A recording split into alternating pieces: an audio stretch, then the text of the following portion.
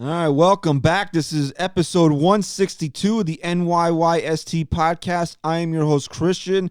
As always, joined by my co-host, Chris. You. And Stat Guy, Ryan. What up? What's going on, fellas? How are you, pal?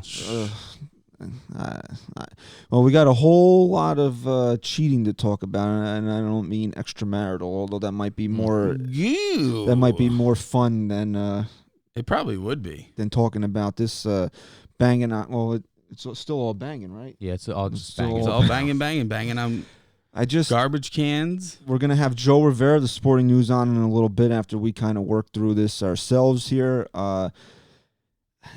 Well, first of all, we have our own little scandal going on here at NYY Sports Talk, and it's the fact that Stat Guy Ryan won't punch Chris in the face as per the punch on the pod. Can I say something? I'm glad you brought that up. I have to ask the commissioner a question. The commissioner of baseball? No, the commissioner of the punch on the pod. Yeah, what's that? Which is you. Okay. I thought about this. Let's say Ryan goes full force for the punch. Completely blows it. Do you think he should be penalized where it's still the penalty is that he missed you.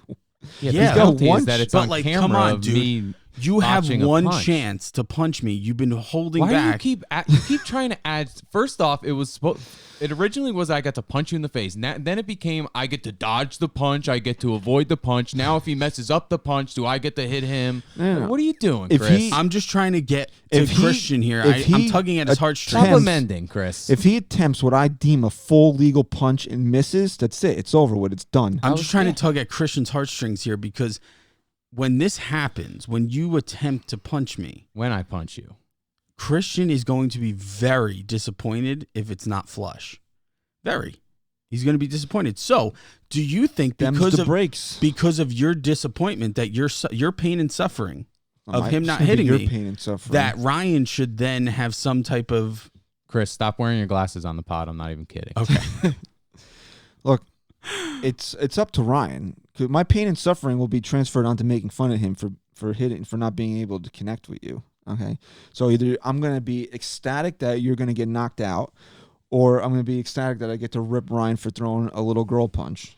Okay, so maybe you should keep the glasses on because that blocks the peripheral there with the. I'm just not looking at. We're gonna put it. I don't need peripherals when I have a video monitor. Right, according to what I'm letting you know now, though, that I'm giving you a warning to make sure you don't wear your glasses on the podcast anymore because when I hit you, it's gonna hurt with those glasses. All right, so the Yankees are reporting to spring. Apparently, pitchers and catchers are reporting to spring training for the Yanks on February 12th. That means our last day to record will be February 9th. So if I sign off on February 9th and the punch has not been attempted, Ryan's got to get a haircut. Wow. A short one. We're not just talking clipping dead ends on that long on that long hair you got there. We're talking you're getting a full blown haircut. So we're coming. But let me, Commish, that has to be done on the pod. What, the haircut? Yeah, absolutely. Absolutely.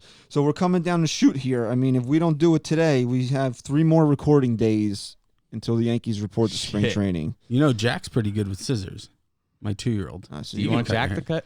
We could have Jack cut. We'll ponytail it, and Jack could cut the ponytail first. Okay, deal. But guess what? That's not even going to happen. All right, Ryan. I'm just saying. You got 3. If you don't do it today, I got 3 episodes. You got 3 more episodes after today. So all right, plenty of time. You should really selflessly not punch me, and we should cut your hair and donate it. I think that would be... why'd you have to say that, Chris? Wow, what a scummy prick move. Now you just made me look I think that bad would be now really I'm definitely just punching such you. a selfless move. No. You know who looks bad in all this? Then I'll get a haircut right after. Chris looks the worst in all this because he used charity to get out of getting punched in the face. He's trying to make you look like a scumbag by not donating to charity so he doesn't get hit. True.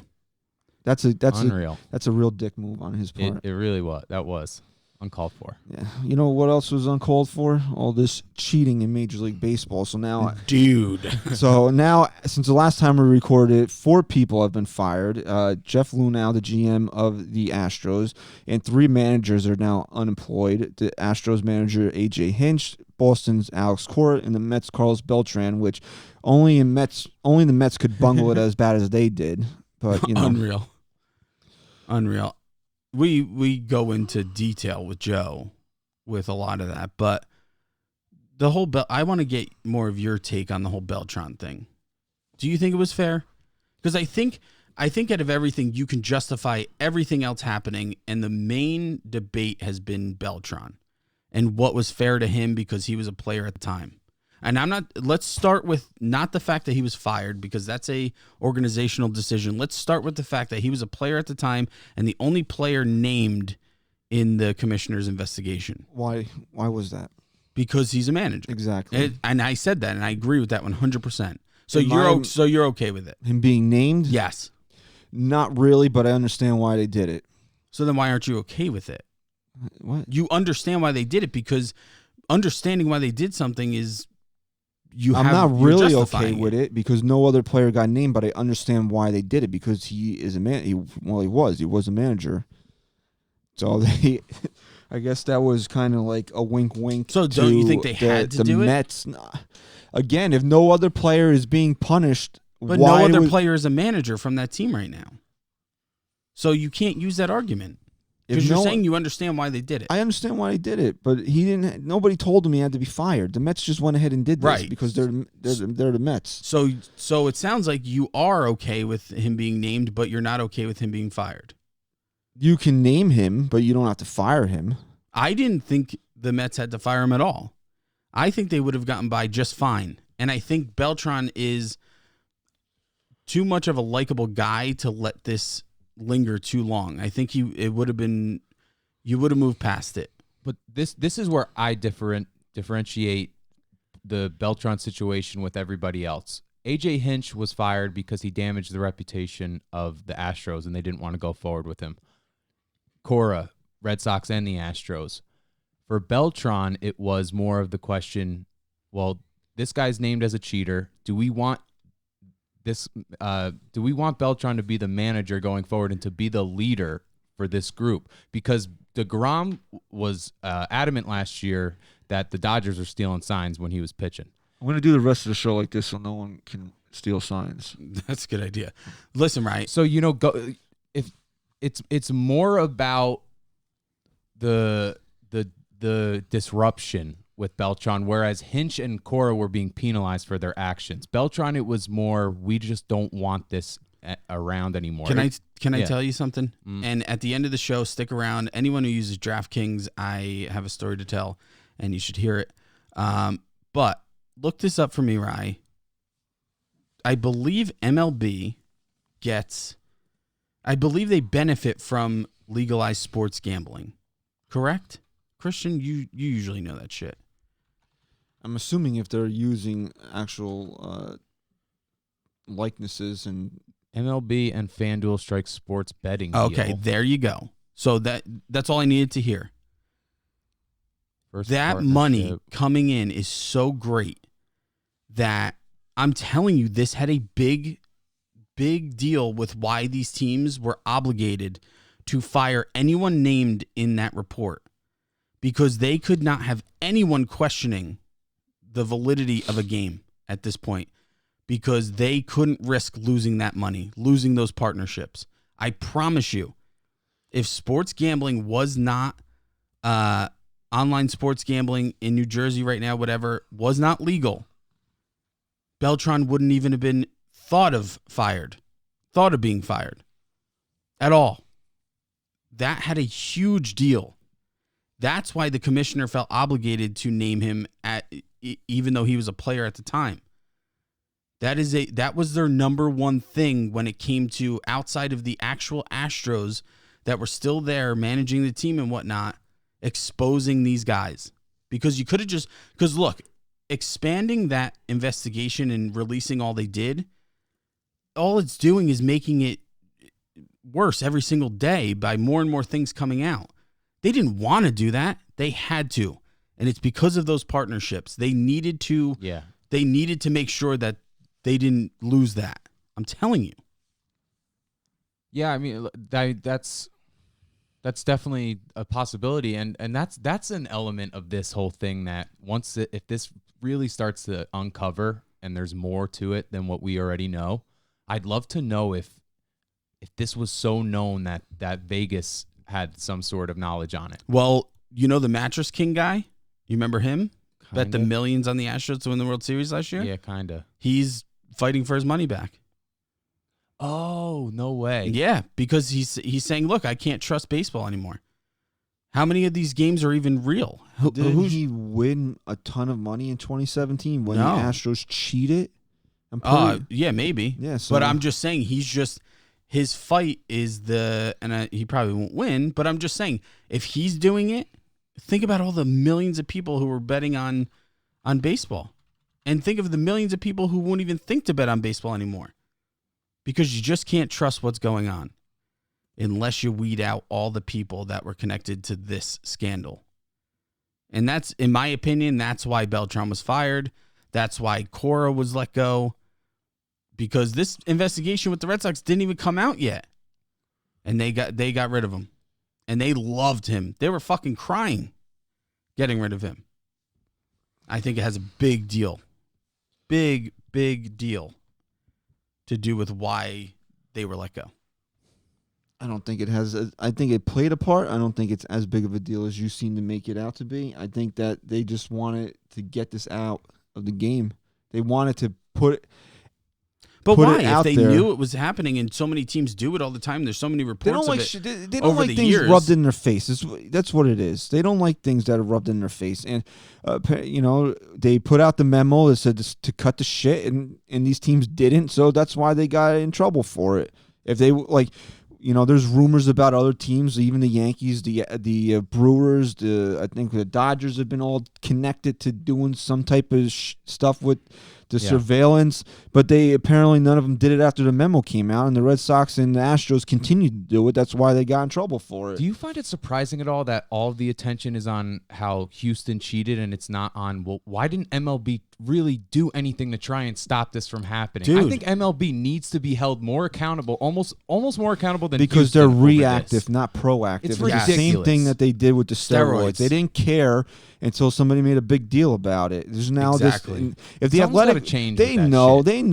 Come on, you mean to tell me that they don't know? Bro, there was a whole investigation in 2017 through 2018. If the Athletic if Mike Fiers doesn't come out and blow the whistle on this whole thing, and the Athletic article doesn't come out, no, they don't. You don't even. Nothing. This is nothing. This is like a pimple on the ass of life right now. Listen, it's like a minor annoyance that would just go away in a couple of days. But now it's a whole big thing. I have a family member that has worked in Major League Baseball for his entire professional career.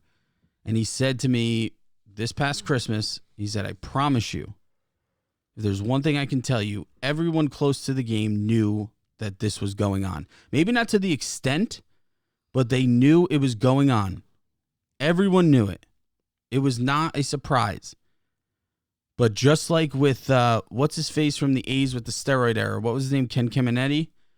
Him coming up to the players union and saying, guys, I'm telling you, there's people taking illegal drugs and performance enhancers and blah, blah, blah, making this big stink, going public. And that's when Major League Baseball had to say, shit, we got to do something about this. You think they didn't know? You think they're fucking stupid looking at Barry Bonds' fucking head grow over his career and hitting 73 home runs in one season? Sammy Sosa, Mark McGwire, you think they didn't know? No, it was great for baseball. It was great for the fans. It was great for ratings. It's really starting to piss me off, though, now.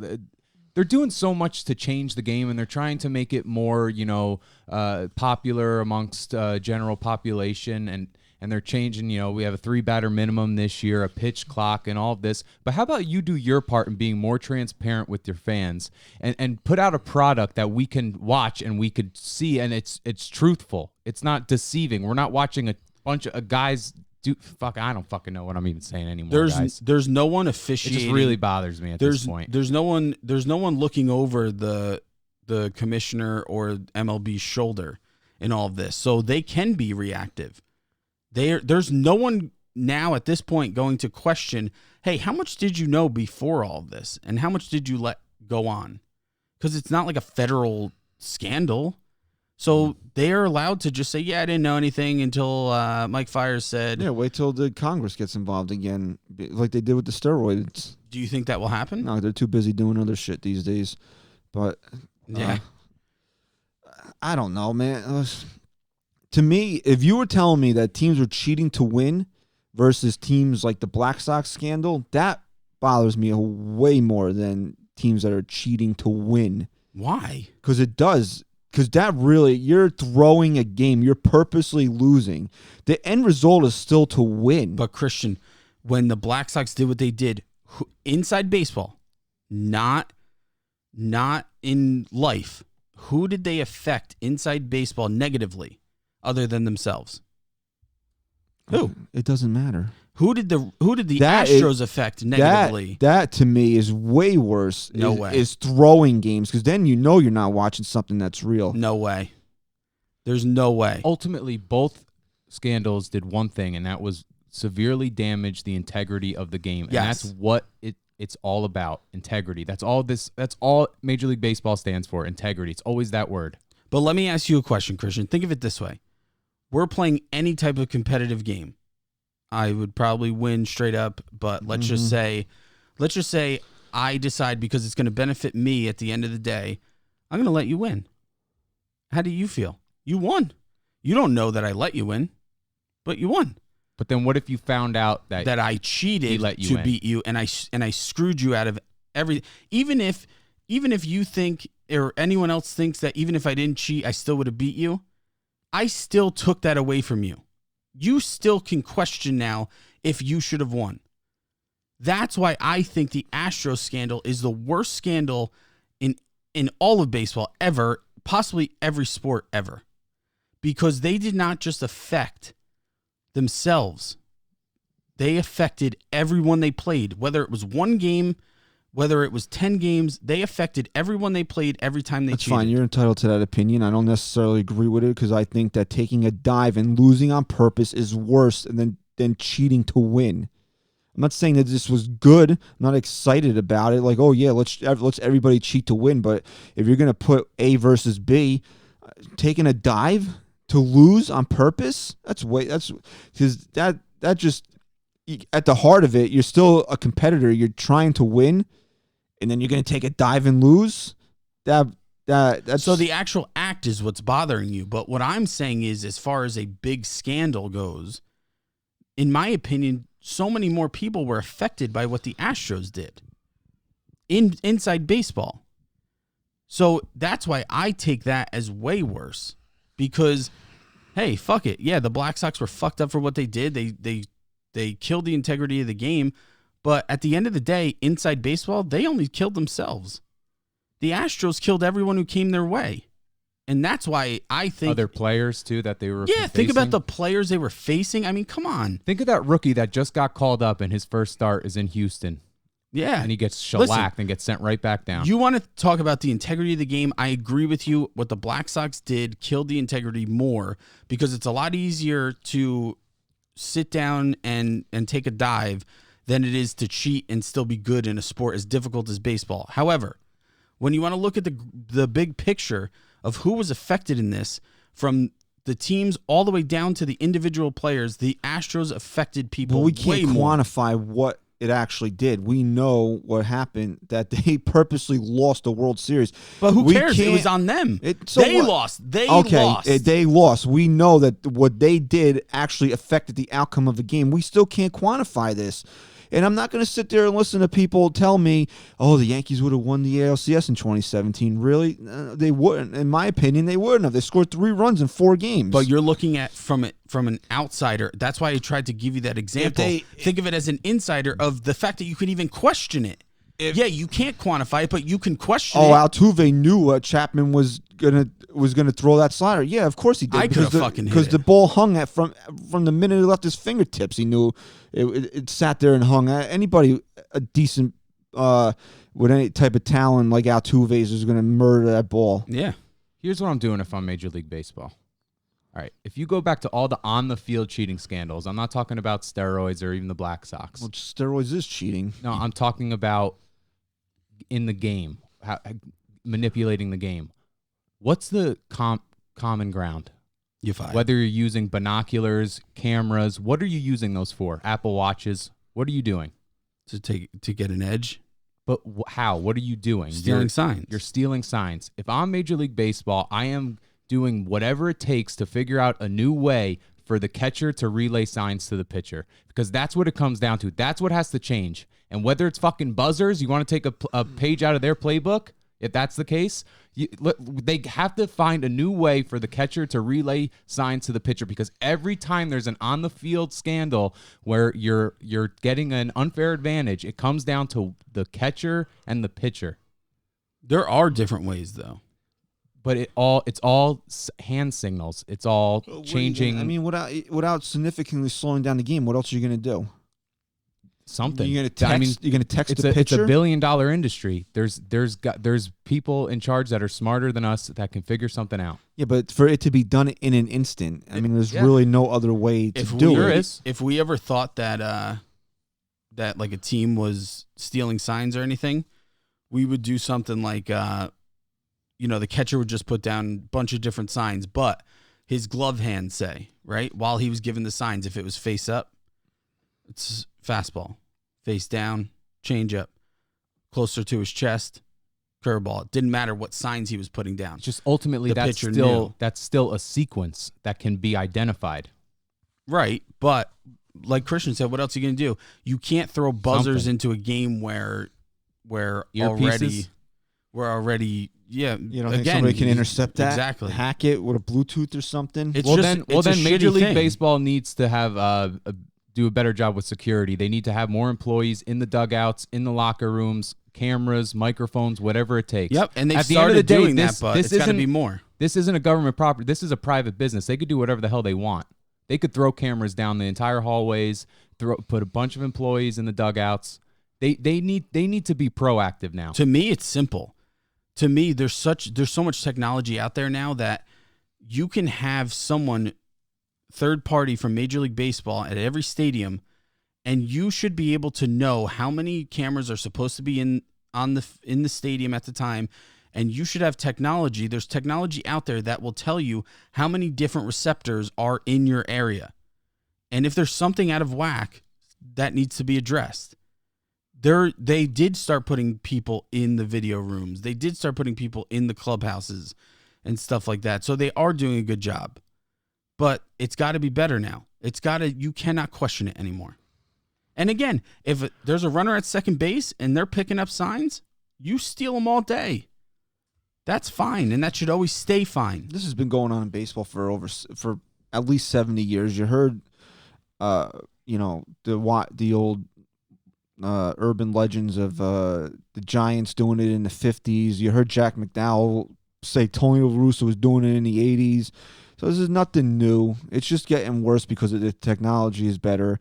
And the reason, again, why it's such a big deal is because Major League Baseball got their nose rubbed in it because they said to stop, and these teams didn't stop. And that's why they're pissed off about it. You want to know the rules? Is it in the rules? Can you steal signs if you're on second base, or is that not? Is that in the rules? It's an unwritten rule. It's just an unwritten thing. Gamesmanship. All right, but it's not a rule. Okay. If you're gonna, the technology is a rule. You can't use devices. That came in 2018. That's where it's much different to me. Where yes, it has been going on, but that is totally fair game because you're just playing the game. That's baseball. But look, technology wasn't around in 1919. I'm going to make a great point. The way it is now. I'm going to make a great point right now. Okay, you see catchers go visit the mound, and everyone thinks it's just like they're going out there and saying, "Hey, man, calm down a little, take a deep breath, find your mechanics." No, it's not always that. It's, hey, look, this guy's on second base again. So instead of we were going to go with the third sign, we're going to go back to the second sign. Now this guy's on first base. He could possibly see my signs. Let's switch it up. We're going to go with the fourth sign. Oh, this time around, I'm going to hit my chest, and that's going to be the... Guess what Major League Baseball did over the last couple of years? They limited catchers going out to talk to pitchers, which limits how many times they can go out and talk and say, hey, we should really switch up our signs this time around. So they're limiting the possibility of the catcher going out to talk to his pitcher to make sure they can keep switching up these signs and they're on the same page. So now teams are going to be more reluctant to to make it too confusing. So Major League Baseball they're fucking themselves because they want the game to speed up. Right? That's what they want.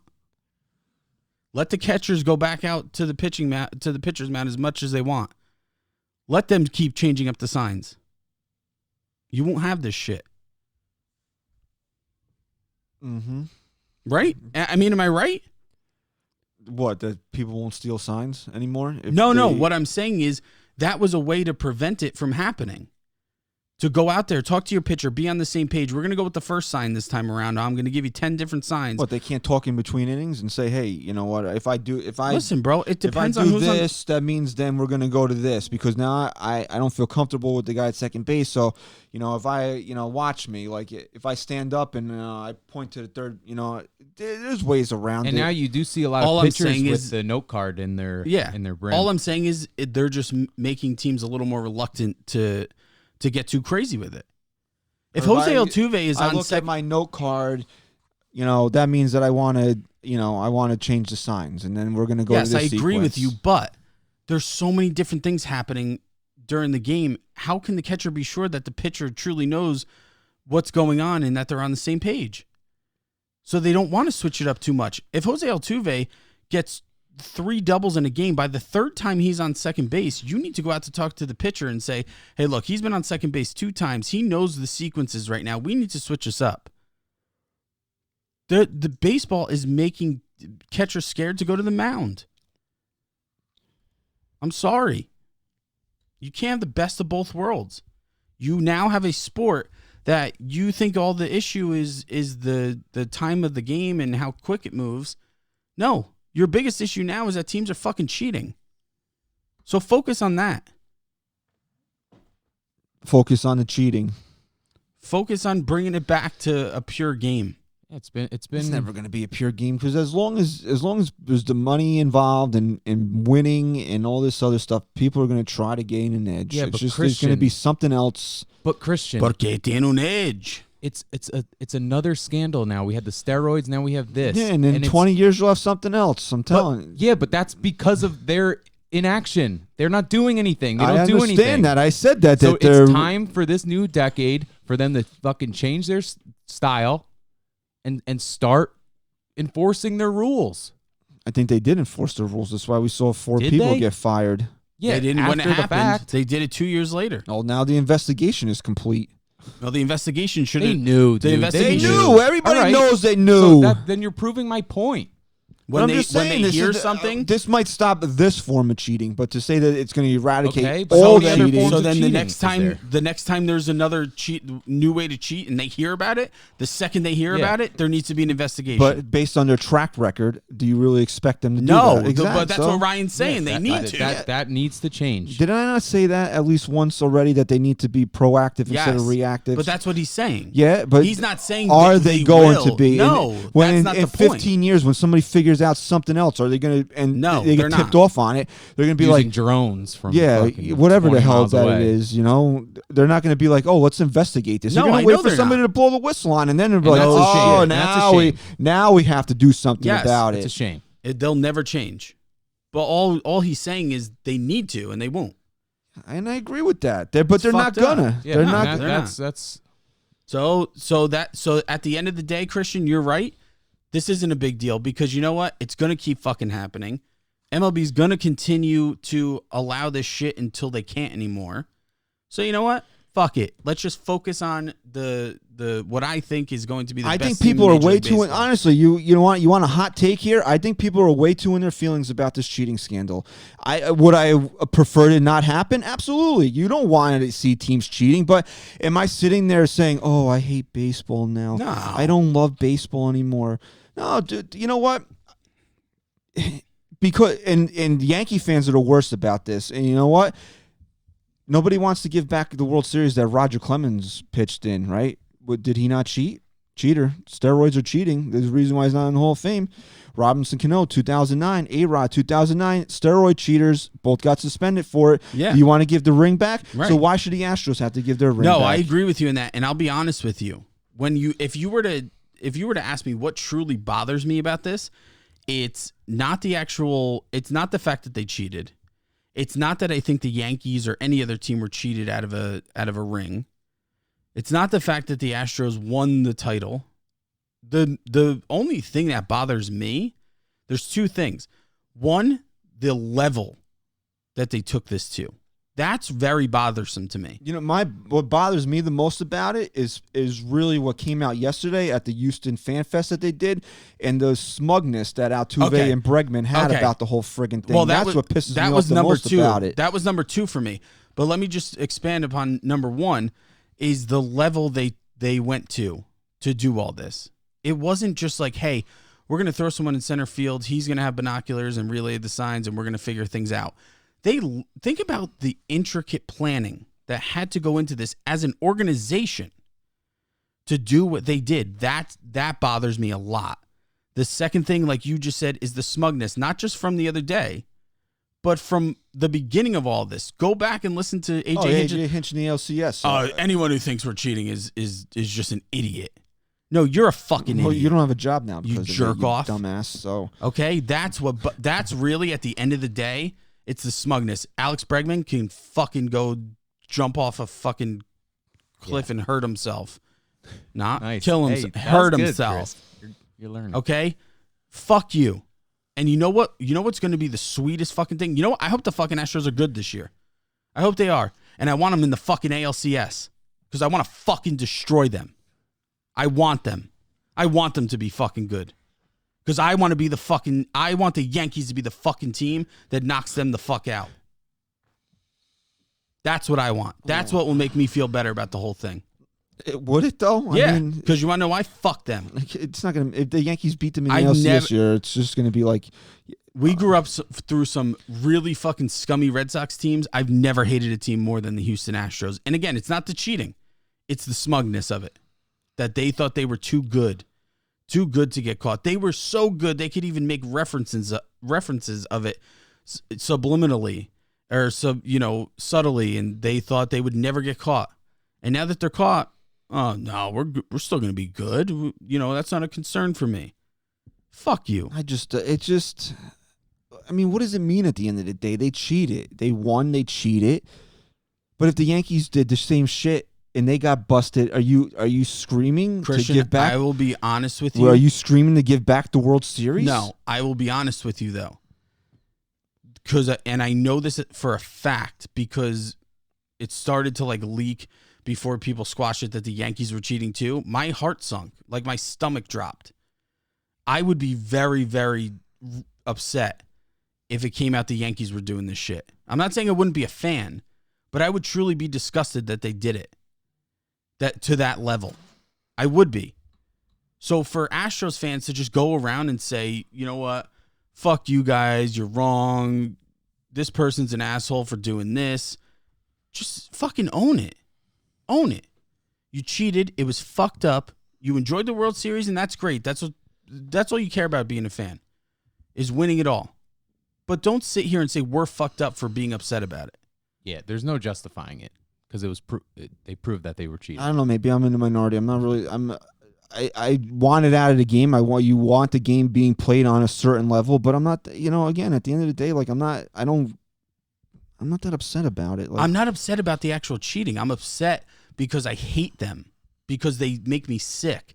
I hate Alex Bregman. I hate Jose Altuve. You hate them because the fact that they were since trying 2015, to get the Astros have knocked the Yankees out of the playoffs 3 times. Yeah. It can't seem to beat them. Yes. And now you hear this shit that they may have had an edge to beat you. Look, dude, if this was the White Sox who did it, and they're smug pricks about it, that's what's really bothering you. If this was the White Sox who did it, if this was a White Sox, I wouldn't care. And everybody said the same thing. If you listen to WFAN, you listen to ESPN radio all week, if this was the Kansas City Royals embroiled in this scandal, it's not a big deal. You want to know why? Because they didn't. What did it do for them? Now people are questioning whether or not the World Series and the greatest thing that you can be in Major League Baseball is a World Series champion. It's what you play for, and now they're questioning whether or not that's legitimate. But here's the thing: so if you're an 82 win team, you don't make the postseason, and you're the masterminds of this whole cheating scandal. Who cares? But if the Royals did it, I wouldn't care about the cheating. But I'm saying I don't care about it now.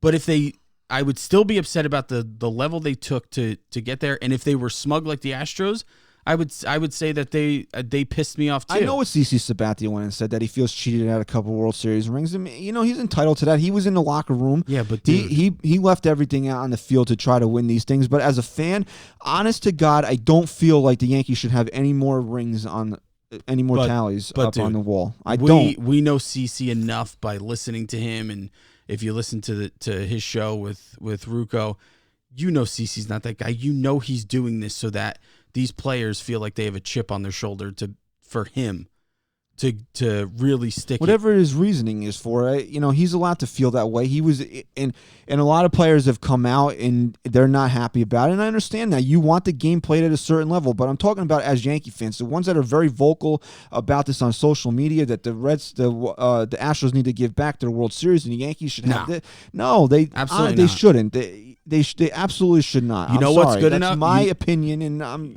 what should be good enough for you as a fan is the fact that people will question it, the fact that it will not be pure, the fact that you can put an asterisk next to it. You can't throw stones when you live in a glass house, and we won, and we have to be fair about it. We won a lot of World Series with guys that are tainted. Yep. You have guys on the teams in 98, 99, 2000, 2009 that are tainted, steroid guys that were big components to you winning those World Series. You're not asking anybody to take your rings away for those. So you know what? Maybe it is more systematic, that it was a whole organizational thing, and I get that, but you're not going to take it away from the Houston Astros. Look, you're not. Too many people nowadays want to just erase things that shouldn't have been there. Instead, see, for me, I want the Astros to keep that title. I want to see an asterisk next to it, or at least know that everyone who says the Astros won a World Series title in 2017 will also have the thought in the back of their mind that it really might not have been. And people say, you got to take it away so it never leaves history. No, let it stay there. The Black Sox scandals never left history. I understand that they didn't have anything taken away from let it, it stay there. You still, 100 years later, are we still not talking about this? It's still... Right. So I'm sure in 100 years, people will still talk about this. Let them keep that title, because what good is a title that is just questioned? What good is it to say you won the 2017 World Series, but every single person in the entire world who knows about this now is going to say, but did you win it fairly? Should you have won it? That's enough. That's enough to know that justice was done at this point for what this was. Don't erase it. Don't take it back from them. Make them fucking keep it. Make them answer questions every time it's brought up. Fuck them. And what will make it even sweeter is winning a World Series in 2020. Okay. So, again, I don't know. I just feel differently about the whole. I'm just tired. It's a big story. I get it. We got to cover it. We got to talk about it. I'm sick of it. I'm over it. I want to cover baseball. And as a Yankee fan, I don't feel like I have anything owed to me because of it. I don't. No, you shouldn't. I sat there and I watched both of those series. Were they cheating? Probably. You know what's owed to us? A World Series title, and not because the Astros cheated. If the Astros cheated in 2019, the Yankees still had no starting pitching to win Game 7, right? Yeah. I mean, realistically, that's how I feel about that. In 2017, the Yankees didn't win a game in Houston, but it wasn't because the Astros were tearing the cover off the ball because they knew the signs were coming. Because the Yankees couldn't score. Hit. And the Yankees, look it up. What did the Yankees lose those games? 2-0, 1-0? I think it was 2-0 and 3-1 or something. They didn't score runs. I don't know. I just don't feel like the Yankees were. You're entitled to your opinion. If you're listening to this show and you feel like, he's way off base, you're entitled to it. No, here's what I'll say. If you want to sit back and say everyone that played the Astros was cheated in some way, fine. But don't single it out to the Yankees just because they played them in the ALCS. If you want to say it was unfair leading up to that the Astros maybe shouldn't have been there, I agree with that. Maybe they shouldn't have been. Games 1 and 2 in 2017, both 2-1 losses. Then in game 6, they scored 7 runs. So they decided to cheat that game, and then they lost 4-0 in game 7. Yeah, they scored one one run, though. I mean, even if the Astros weren't cheating, all they had to do was score 2 runs. We watched that game. They couldn't touch Morton McCullers. They couldn't touch him. They could have another 10 innings off those 2 guys, and they weren't going to score a run in that game. I tweeted this out. This is the last thing I have to say on the whole thing. No one. I can sit here confidently and say the Astros were talented enough to win that World Series, cheating or not. No one questioned that. No one questioned how talented those guys were, except for one team, and that was the Astros. They questioned how talented they were. And in the end, do you think it's worth it? Probably. Yeah. I don't think one of them in their mind is doubting what they did to get there. That's fine. But they were the only ones questioning their own talent because they were the ones who felt they needed an edge. So do you really feel bad for a team that feels they need to cheat when they were really that good? Who cares? I feel bad for Let them have it. Fuck them. Let's just keep getting better. Like I said, it brought us to getting Gerrit Cole. It brought us to getting guys like DJ. Having the team that we have now because of all the losing. So let's just hope for the best moving forward. And that's it.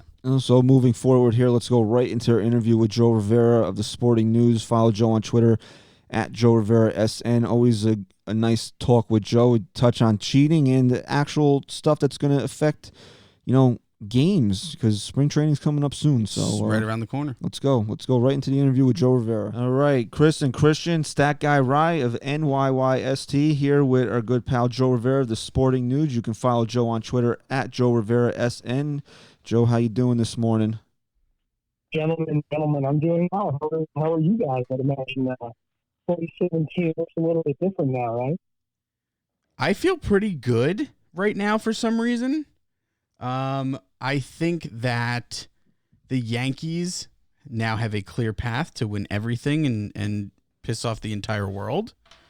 And they're not the most hated team in baseball anymore. So how can I not be happy? Yeah, I'm going to drop a little bit of news on you, so we'll see if the goodwill fades a little bit. But yeah, we'll go. What you guys got?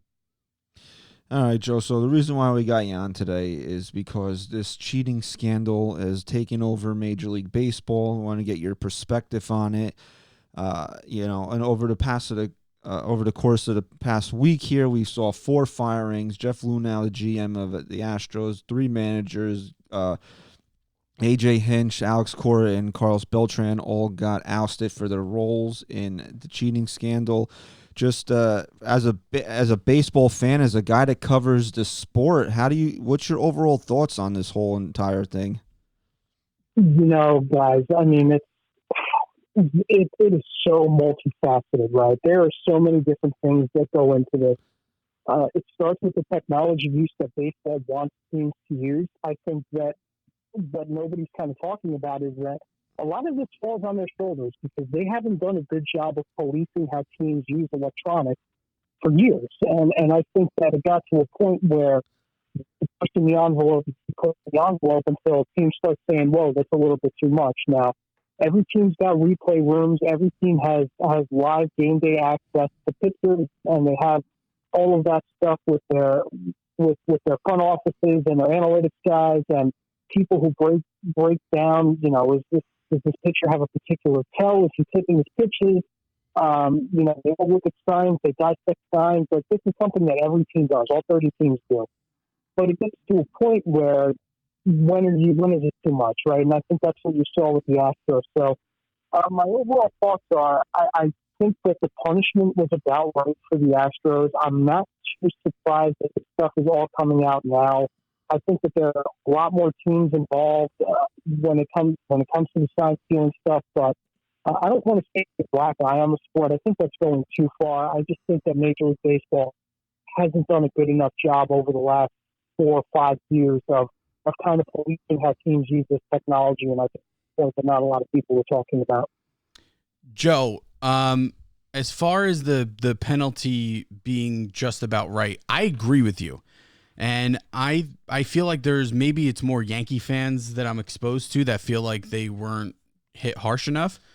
I think I don't like the commissioner. I don't like some of the stuff he's tried to implement in the game, but I do really agree with him. I think he did a phenomenal job. My issue, just a little, is we're in an age now where technology gives you everything at your fingertips. More and more things are coming out. More and more things are going to leak as these things come out that certain players did certain things. Do you think the players were a little too protected? I know this union is so strong, but are you surprised that some players didn't get anything, even just a mention, other than Beltran, obviously, at the time? But are you shocked about that, or is the union that strong? I was a little bit surprised, but I'll tell you this. I think that part of the reason that players weren't named is because once you open that box, there's no turning back. If you single out Astros players, you got to look at it from this point. It's that who benefited from this? Obviously, the team benefited, right? I mean, when you look at the stats between 2016 2017, it's like night and day. Their strikeout rate, they dropped it by like 6%. Their strikeout to walk ratio, I want to say they were the best or among the best of Major League Baseball. It wasn't even close. So obviously players were benefiting from it, but you can't really quantify how much of that is because of sign stealing and how much of that is just because of the progression of a player, how much work he's putting in during the offseason. So I just think that once you start naming players, you're going to have to name everybody, and you have to hand out the sense to everybody.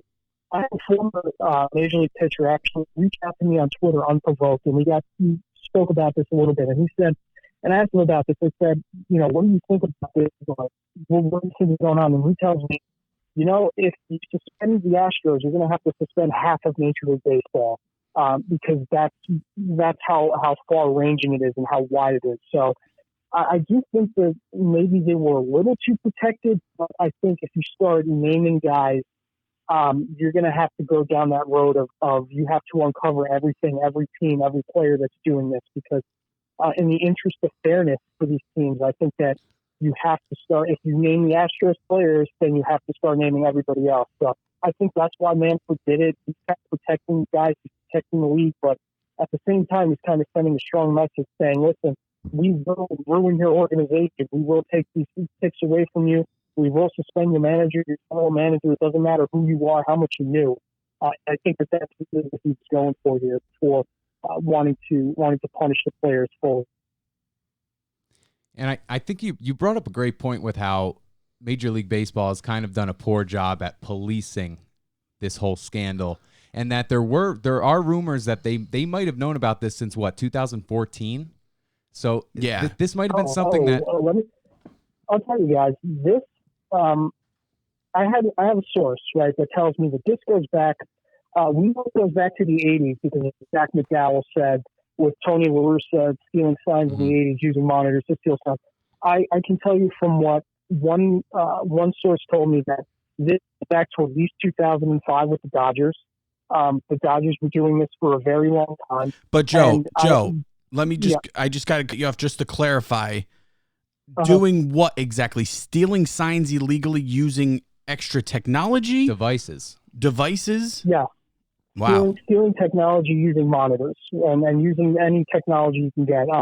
I was told by the source, and this one source told me this, I just want to be very clear when I say this, I have not been able to confirm independently with my own reporting as to how far this goes, but from what this source told me, the Dodgers have been doing this since at least 2005. Using technology to signs, and it varies year to year. I was told that the Yankees have been doing this in years past.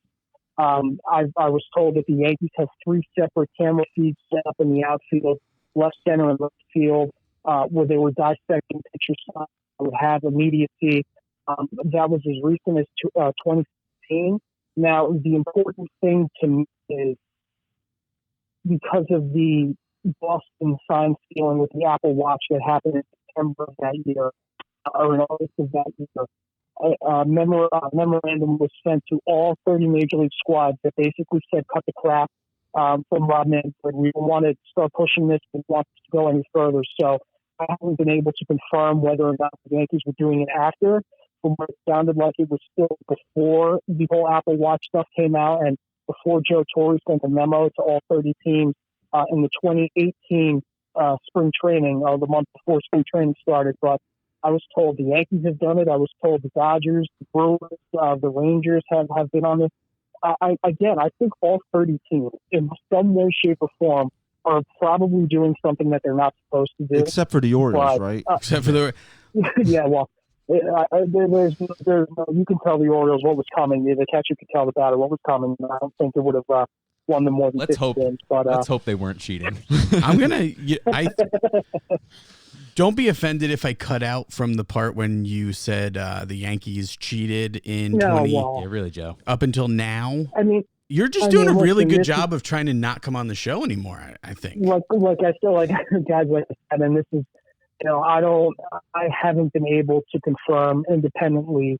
I've tried, everyone that I've tried to speak to have come up empty, whether they don't want to talk about it or they just don't have enough information. But my source seems very, very adamant that this is happening with more than the Astros. It's been happening with a lot of teams. And I know this is the NYYST Podcast, obviously, but I was told the Brewers, I was told the Yankees, the Rangers, the Dodgers, the Red Sox, obviously. I've been told a lot of teams have been in on this. So I don't think it's an Astros specific thing, but I do think that there's a delineation where you have to look at if teams were doing this after 2017, after the whole Apple Watch thing came out, after 2018 spring training when Joe Torre and Rob Manfred sent out the notice to all three teams saying this is what you can use replay for, this is what you can, how far you can go with it. If teams were doing it after that point, then there's a serious problem. But maybe it's the naivety in me that says a lot of these teams stopped in 2017 after the Apple Watch stuff came out. But it's just something that's been happening for a long, long time. And I think the Astros are just the ones that got caught doing it.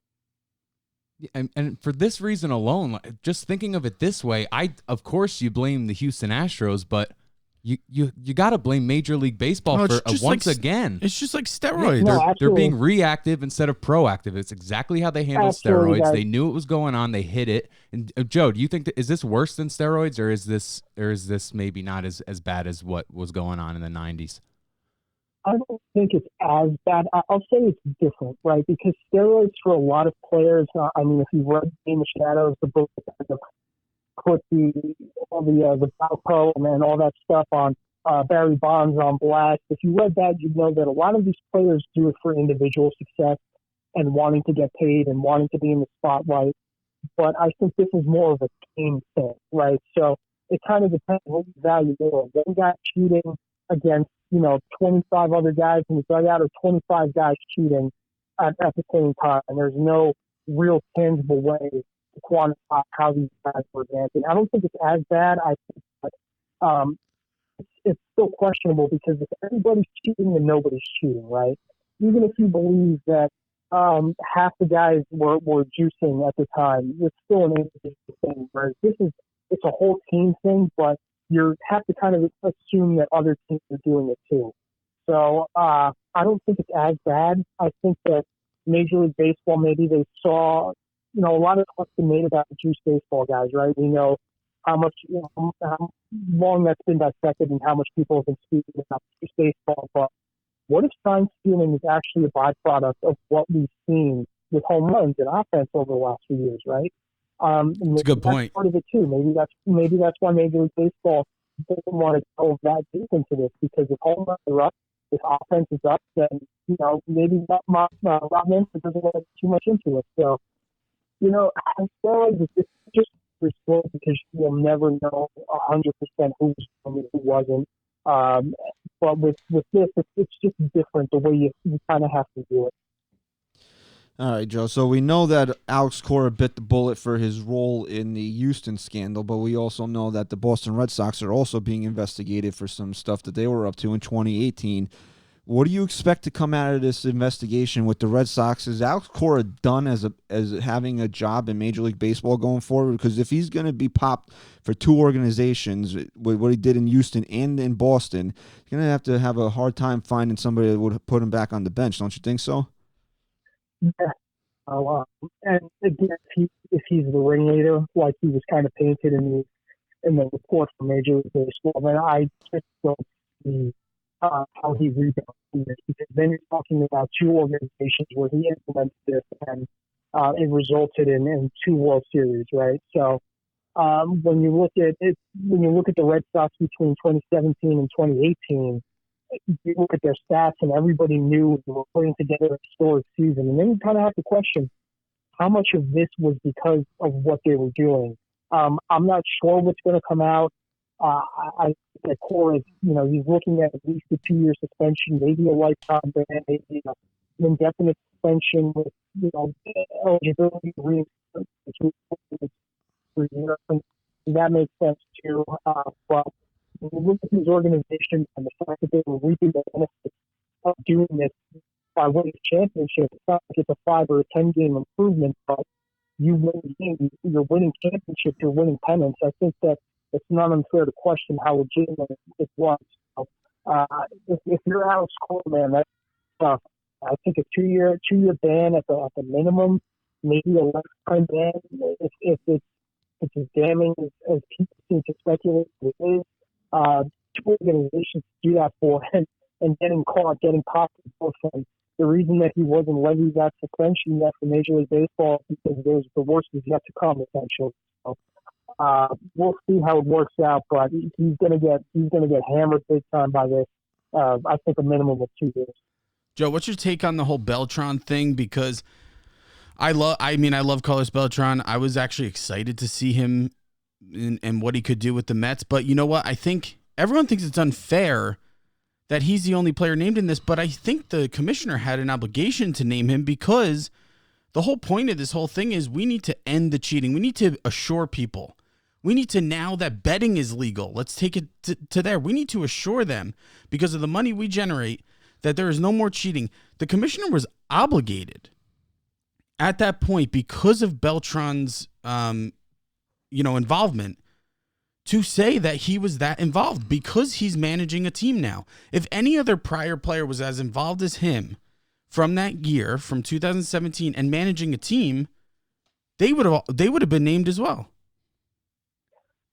Right. I think that's fair to a point, right? And some people are saying, well, he was named because he's retired. But remember, Brian McCann was on that team, and he's recently retired. And I just don't know what's worse. Is the guy that implements it, or is it the other 24 guys in the clubhouse saying, yeah, let's go along with this and let's not stop it, right? So, I don't think it's fair. I really don't, guys. I just don't. Because if you have to name, say what I said before, if you name one guy, then you have to name all 24. You have to name everybody that knew about this. And whether or not Carlos Beltran was at the top of it, the reports say he kind of helped refine the way that they were stealing signs, and he streamlined the process a little bit, which is fine. But if this is something that was, a collaborative effort, player-driven is what the report says a few times, then you can't just name him and nobody else. Yeah, but Joe, the whole point of this is to expose the people at the top of their teams, the people who are in charge.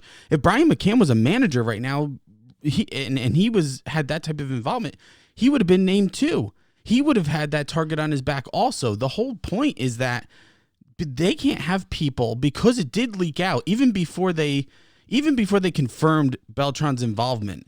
People knew that Beltran was one of the ringleaders. It was said.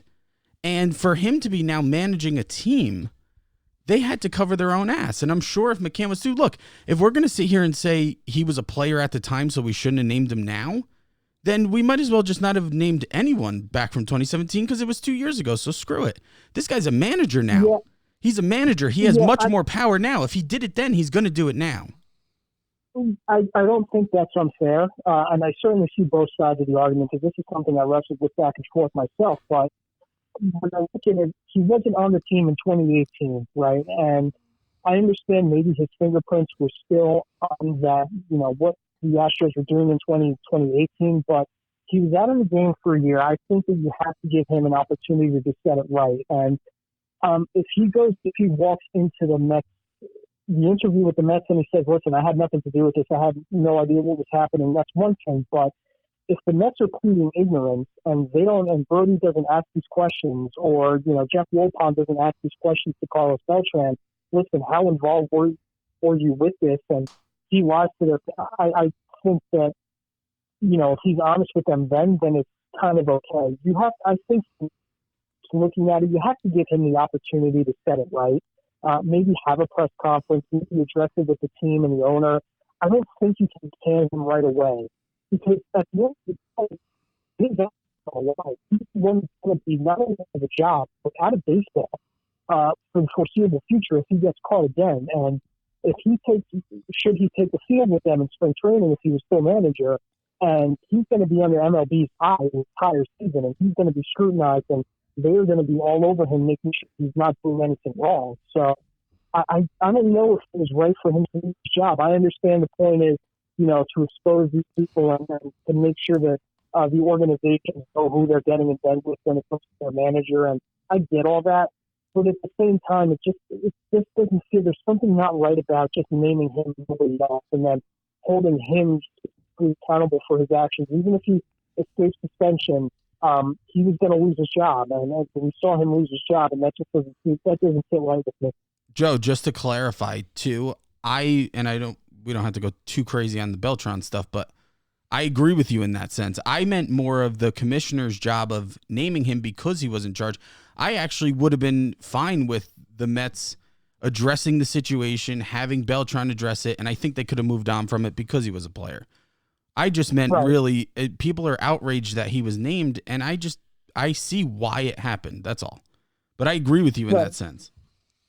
Right. Yeah. I mean, he should have been named, and he obviously was named. It's just still curious to me that I just don't get. I understand that he's a manager now, but if everybody, and they interviewed 23 players, they interviewed 68 people overall.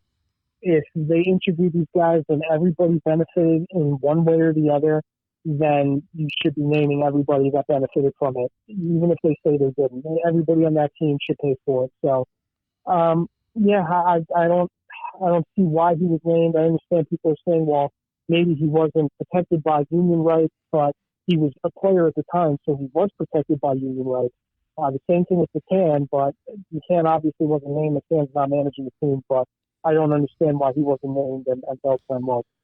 Joe, we could talk about this cheating garbage until we're blue in the face. Honestly, I'm kind of sick of it. It is a big story, but we are approaching pitchers and catchers reporting in another couple of weeks. So while we got you on here, let's shift focus here. Talk about a little actual baseball on-field type stuff. Obviously, we know the Yankees got the big fish in the ocean this year. They went out, they signed Gerrit Cole to a bunch of money. But outside, so you could say maybe they won the offseason because of that. But outside of the Yankees, who, via big trade or free agency, who had the best offseason out of the other 29 clubs in Major League Baseball? I'll tell you what, I absolutely love what the White Sox did this offseason. I really do. And I know a lot of players got signed, and obviously the big money guys got signed really quick, but the White Sox signed Yasmani Grandal, who's one of the best pitch framers in baseball among catchers, obviously. They go out and they signed Dallas Keuchel, who's going to lead up there. He's going to be the veteran presence in that rotation. He's got young arms, obviously, Lucas Giolito, and Michael Kopech will be coming back. I hope he pans out. But I really like what the White Sox did. I think they're a really kind of sexy team right now because they already had a good core in place with Yohan Moncada. They have Nick Madrigal, who will be on the way up. He's a top prospect in baseball. They traded for Nomar Mazara, who I understand his numbers aren't as pretty as they were in the first two seasons of his career, but I think that he's a 25-30 home run threat. So I really like what the White Sox did this offseason. I think that they're a team that kind of got tired of missing out on the big name free agents. Yeah, there's some skepticism of what kind of contracts they were willing to hand out to guys. Were they actually, $250 million as opposed to $300, with $50 million of that, coming on the back end or after players retire, all that stuff. But I think they kind of got tired of saying, you know what, we're not missing out anymore. Let's make these incremental upgrades now. and we're going to get better in a division that's pretty weak. You know, I'm not sure if I'm believing in the Twins for a second year in a row, even though they had a big year last year. You know, that offense is still legit, even with Josh Donaldson. I just look at their pitching, and I would see if they can do it again this year. Who knows what the Indians are going to be, and obviously the Royals and the Tigers are in the middle, you know, of a rebuild, and I don't know when they're going to be good. So I think the White Sox had a really good offseason. They're benefiting from a division around them that isn't that great. And I think when you can bring in a guy like Keuchel and give him years at the game, I think he's got something left, and he's going to be throwing to one of the best pitch framers in baseball, in Yasmani Grandal. I think that's going to be a home run, no pun intended, all the way around for them. Well, they did. They also signed the Parrot Man and Edwin Encarnacion. That's a nice pickup. They did. Don't forget this guy too. I mean, as long as it's not the ALC. They just got to release him before the postseason. Remember, Michael, is it Kopech or Kopech? Kopech? The hard thrower that they got from the Red Sox for sale. Yeah. He's coming back from I think it was Tommy John. Yeah, Tommy John surgery. He'll be ready for spring training. Who knows if he could pan out? Then that rotation's pretty solid. Yeah. Yep. Yeah. I really like what the White Sox did, man. I mean, there's still questions in that bullpen. I mean, there's 25 or 24 teams in Major League Baseball that can probably ask the same question as what do we do in the bullpen, but. I do think overall they made strides to improve their team, and while it wasn't a big splash name like a Strasburg or whoever else, they made really good signings that help supplement what they already have, and I like what they're doing moving forward. It makes a lot of sense for them. Joe, what are your thoughts on the whole Cole signing? Did he get what you kind of expected? Do you think he puts the Yankees over the top? And lastly, just as a clubhouse guy, do you know much about him? He seems like he has a really good head on his shoulders. And I was immediately after his press conference just beyond excited, you know, from what we know he's capable of, just to see what kind of guy he was. Right. So I'll tell you this, guys. The press conference that you see on TV that's always for the cameras, right? And we know that from him holding up the sign. That's like the showman part of it. When you really get to the nitty-gritty is when you sit down with the actual written media, which all these press conferences, they have a written media section, which is where you get to ask questions to guys for, 25, 30 minutes. And in front of, I'm going to say about 30 New York media members, all writers, obviously, I'm not sure I've seen a guy that comfortable in his own skin answering questions. Maybe Aaron Boone when he was introduced as Yankee manager, but this was the guy, he was talking to you like you were sitting next to him at a bar. Like he was using plain language. I mean, he wasn't afraid to curse. He wasn't afraid to tell it to you plain. And he's just, I'm telling you, he just looks like a guy that's built for New York. And from speaking with Matt Blake before, obviously New Yankees pitching coach before that, and speaking with Cashman and all these guys that have had Hal Steinbrenner, there's one word, and I wrote about this after his press conference. There's one word, and it's just special, right? And he's a special player. He's a special talent. But what does that mean, right? I mean, obviously, you see it all come out on every fifth day when he pitches, and you see why he's good. But what makes a special player? And you hear about his drive, his desire to get better every single day, his desire to do things better every day. The way that he embraces teammates. His teammates already apparently love him, and they all. Everybody in New York loves him already. So I think the money is about right. The second that Strasburg signed for what he signed, I think that he was easily going to get to $300 million. So 324 doesn't really surprise me. And if the Yankees do that weird option thing where they pick him up for that 10th year if he decides to opt out, I mean, $300 and what is it, $60 million? Do the math for him is unbelievable. I mean, that's a lot of money, but. That's about right. It's what he deserves. It's what he's earned. He's the greatest free agent pitcher that we've ever seen, given age, production. So the money that he got was about right, and we'll see if he can do it for the next 6 or 7 years at minimum. Joe, so his former team, the Astros, this is, they're embroiled in this scandal. They really didn't make any additions. They're pretty much bringing back the same team, although they have a major loss in Gerrit Cole. Is the cheating scandal going to hover over them enough this year where they're not really going to be a factor, or do you still see them being a major force in the American League this year? It's a great question. I'm not sure anybody knows for a fact, right? I mean, you want to say these guys are all talented, and I certainly believe that they're talented. I mean, Alex Bregman was a top pick. Carlos Correa, I understand he's been inconsistent and injured the last few years, but he was a top pick. Jose Altuve, former MVP, but maybe that comes with an asterisk now. I mean, who knows? I don't really think anybody can look at the Astros with 100% certainty and say, yeah, they're still a legitimate team. I think they're a talented team. We're going to see how much of that. Obviously, they made it back to the World Series this year, and the MLB report says that they weren't cheating. I don't know if it's just Major League Baseball half-assed the last part of the investigation because they didn't want to really find out, too much about it, if that makes sense. So I just don't. I don't know. I don't, to be honest with you. I don't think you can look at the Astros team with 100% certainty and say, yeah, they're the team that won the World Series in 2017. I just don't see how you can do that. I don't. I understand the last season they stopped using the trash can banging.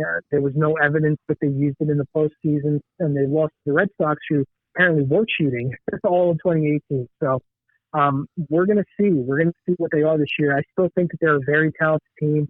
Obviously, they lose Gerrit Cole. They still have a talented core. I just don't know how good they're going to be without using methods that aren't exactly clean to win games.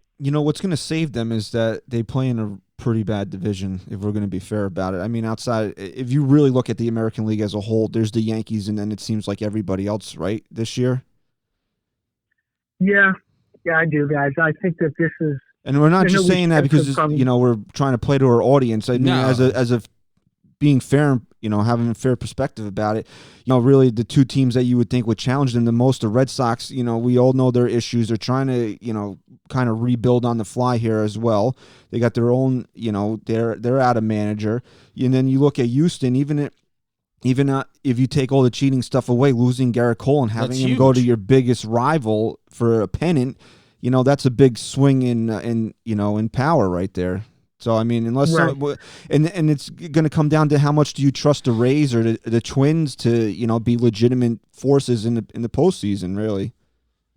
Yeah, and I love the Rays, guys. I mean, I've said it on this podcast before. I mean, they're built to win now. They're built to win for the next 5 years. When you look at their farm system, and you hope Brent Honeywell gets healthy. He was one of their top prospects. He was dealing with some serious arm issues the last few years. They're going to get bored. They're going to have Blake Snell for a full year again. You're going to have Tyler Lifestyle, who dealt with a lot of injuries this year. I think that the Rays are a really good team, and they're obviously not afraid to be unorthodox. And they took the Astros to Game 5 in the ALDS in an incredibly entertaining series. And that Game 5, I mean, when you look at that, it could have gone either way, right?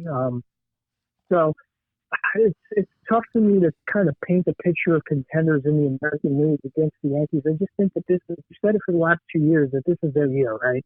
I think that last year was up there for them, obviously. They were kind of missing that guy, that number one guy, and then they got him in Gerrit Cole. I understand that it wasn't the reason that they lost in the ALCS, but if they were to push it to a Game 7, then Gerrit Cole is going to be waiting there to face it in a Game 7. So, I don't know. It's tough for me to look at the American League and say, yeah, this is a team that's definitely going to challenge the Yankees, when that just hasn't been the case for the last year or two now. So if the Astros take a little bit of a hit, I mean, we're talking maybe 10 games. I don't know.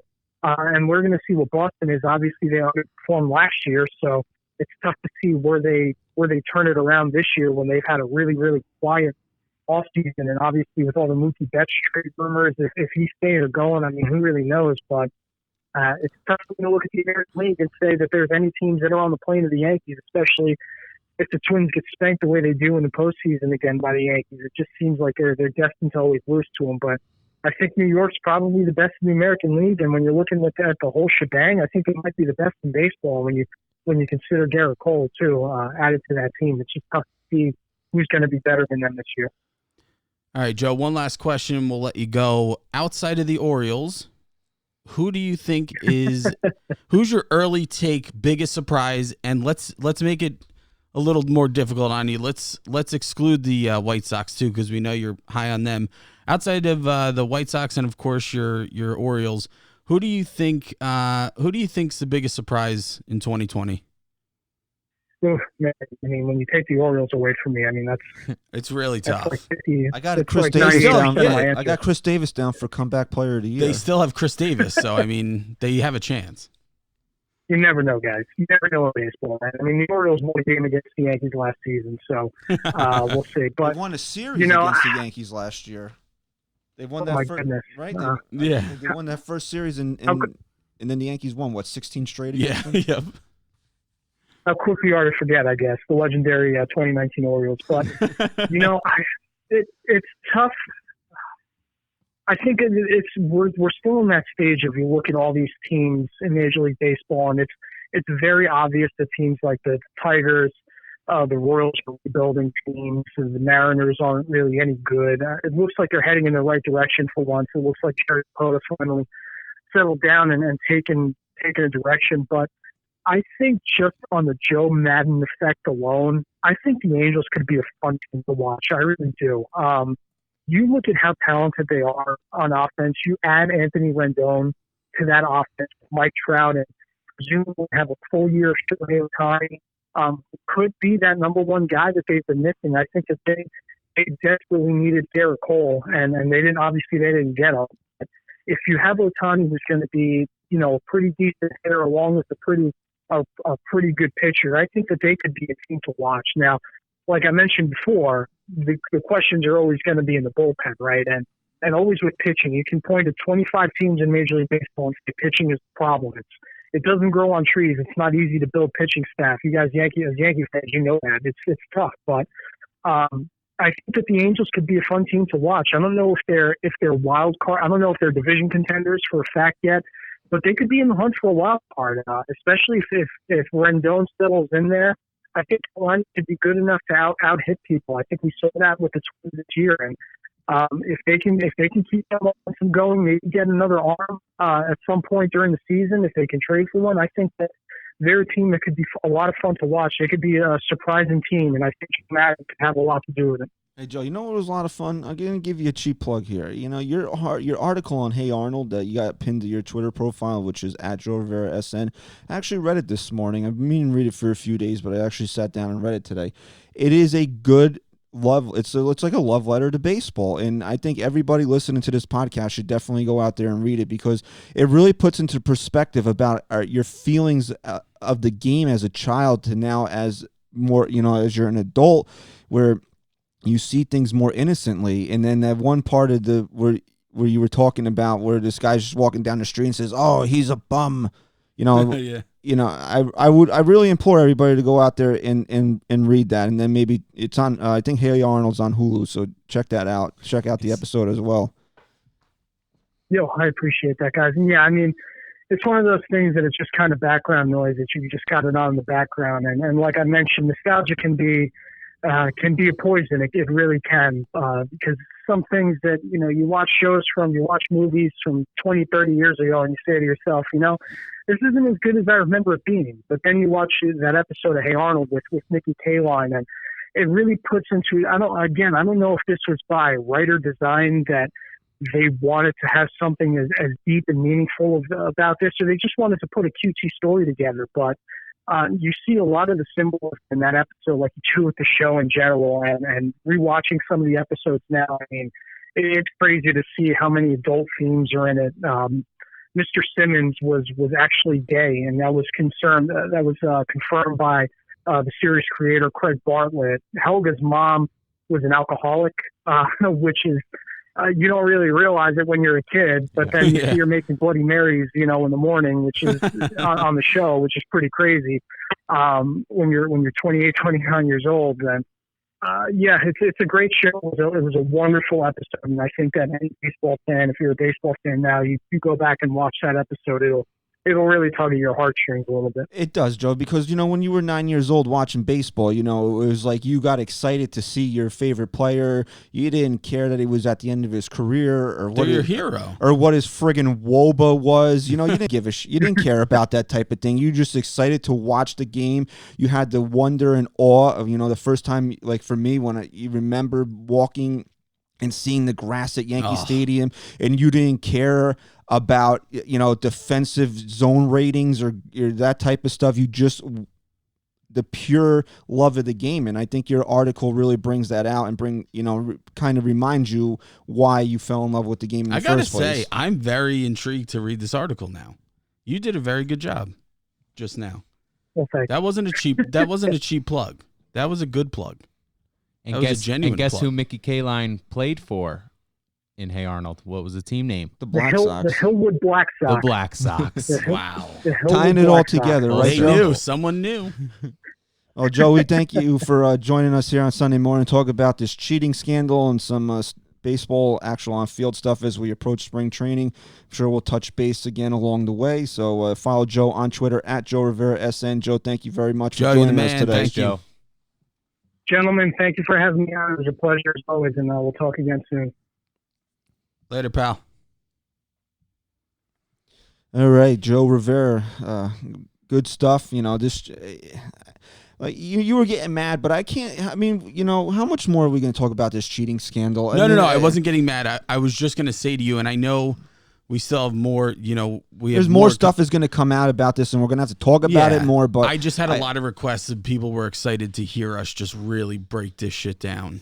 It is a big deal. I understand it, but as we were talking about this Hey Arnold thing that Joe did, it's not what I love about baseball. I understand it's a big story, but you almost want to the Yankees are going to report to spring training on February. Those pitchers and catchers are going to be there February 12th. It's just get me there. We have too much to be excited about to get caught up too much in this right now. It's just get me there. I tweeted this the other day that I said I hope this Carlos Beltran firing is the last shoe to drop with this, because I just want to see Gerrit Cole walk on the Steinbrenner field wearing an NY cap. That's it. I want to see him wearing pinstripes. I want to see Sevy healthy. I want to see the big man. I want to see number 99 smacking, home runs again. This is what I'm in it for. Cheating. We understand it's a big deal, but I want it to go away, and I just want it to be baseball. And again. You know what? You want to find a silver lining in all of this. From what Joe just said, and it was actually one of my favorite moments. We've had Joe on the show a lot, and what he said about Gerrit Cole was one of my favorite moments of him being on the show, in just the kind of guy, the kind of character he is, regardless of not winning a World Series in the last 10 years. It brought us, the Astros cheating could have maybe stopped the Yankees or any other team from winning. But guess what? It brought us to the point that we're at now. We just signed a guy for 10 years who is not only the best pitcher in baseball, but he just seems like he's going to be an awesome guy to follow and to have on this team and to support over the next however many years. So you know what? Screw it. The Astros cheated. They won their World Series. We haven't won one in 10 years, but we have way too much to be excited about to even give a shit anymore and just look forward. All right. I know that you had several requests to do this, so I'll let you close out the show with this. You said you wanted to rip FanDuel. Yeah, no, not FanDuel. DraftKings. I'm sorry. Okay. Yeah. Okay. This is bullshit. Anyone listening to this, do not give a dime to DraftKings unless they give me my money back. And I will make it just clear. His money, not yours. No, everyone's money that they did this to. If you go on Twitter right now, type in the search DraftKings. That's what I did last night, because I was like, you know what? I'm not the only one who placed this bet, was told I won, and then they changed it to a loss. Now, this might bore people, but I don't care. There's got to be people out there listening that also placed this bet. McGregor, I placed a bet that McGregor would win the match, have the most takedowns, and the most strikes or something, solid strikes. So even a takedown in that fight? No, that wasn't a takedown. Him, right? That technically, whatever the technicality is, it wasn't a takedown. So, Ryan, did you see the fight? Yeah. So I think he just beat the crap out of him. That was it. That being said, the ticket did not pop because there was no takedown. He didn't win in takedowns. So I should have never been rewarded the money. However, it is the sportsbook's duty to deem that ticket either a winner or a loss or a loser. They deemed it a winner. The money was funded to my account. And then they decided, you know what? We made a mistake. We're going to deem it a loser now and take it back. Here's my question. What if I bet? What if I was someone who was just in a really bad spot in my life? I had X amount of dollars left and I was like, look, this is it. I'm going to place it on this bet. And I won $20,000 that would have been life-changing for me at the time. And I saw that. And then all of a sudden, 2 minutes later, I see that it's gone. What kind of, I mean, their biggest thing on the, on the terms of service, whatever, is if you are funded money in error, we reserve the right to take that money back. Well, I wasn't funded in error. I was funded on a winning ticket that you told me was a winning ticket. So at the time I was funded, that was not an error. An error would have been if you told me the ticket was a loss, yet my account still got money. That's an error in funding. You made the error on your end by deeming it a winner. I should have my money back in my account. Do not use DraftKings. They are scummy pricks. That's what I will call them, scummy pricks. Do not use them. You cannot trust them. End of story. Sorry. And I will take back, redact that statement if they do right. There were hundreds of people going crazy last night. Hundreds, thousands, maybe millions, but trillions. Here's the thing: they aliens did it too. They did it so quick. They were hoping that no one even checked their thing to realize that they had made the mistake. Imagine a real sports book if I was like, "Oh, here's my ticket," and they were like, "Yep, this is a winner. Here's your money." And then I went home. What would they do? Come to my house and take it back? Well, there was a story about someone who lives by us that I think it also might have been DraftKings, where he placed the bet, and for some reason there was a glitch in the odds, so his odds somehow went to 250 to 1 odds. So he bet a certain amount, and he ended up winning like $60,000. So they took that money away from him, but he sued them, and he ended up winning the case. Well, and here's got the money. Here's it's the thing similar with that. to yours. It's just his was $60K, and yours was it is however clear much. In their terms of service or whatever you want to call them, house rules, that if there's a glitch in the system on odds, that they reserve the right to take the money back. Now, there is also verbiage that they have the right to take the money back in error of funding. My fight against it is there was no error. You are the person who tells me if I won or lost. You told me I won. So a winning ticket gets paid out. At the time I was funded, it was not an error in funding. It was an error in decision. So there was no error in funding. Give me my fucking money. Bada bang. All right, you good? Good. Okay. Well, that should wrap up episode 162, and we just lost, whatever following we had because Chris lost on a ticket that he had no business winning on, and he just complained about it like a whiny baby. So no, listen, hey. I don't know, man. When it comes to money like that, people dude, appreciate hearing that $8, and he's gonna ruin. But I'll tell you what, ruin the whole viewership. No, it was a good chunk of money. Yeah, I wouldn't be doing this over just some bullshit. Oh, I'm sorry, $11. Yeah. Okay. Hey man, that's why you gotta be careful with these things. Well, that's why everyone's like, nah. The old school people are like, I'm not betting online. Well, now I get it because if a bookie came to me and said, "Yep, you won. Here's your money." You think he'd be knocking on my door 2 hours later saying, "Hey, buddy, I messed up there. Yeah. Give me my money back." A street bookie? Yeah, he probably would. No, he probably wouldn't, because you want to know why? They respect the fact that they made the error.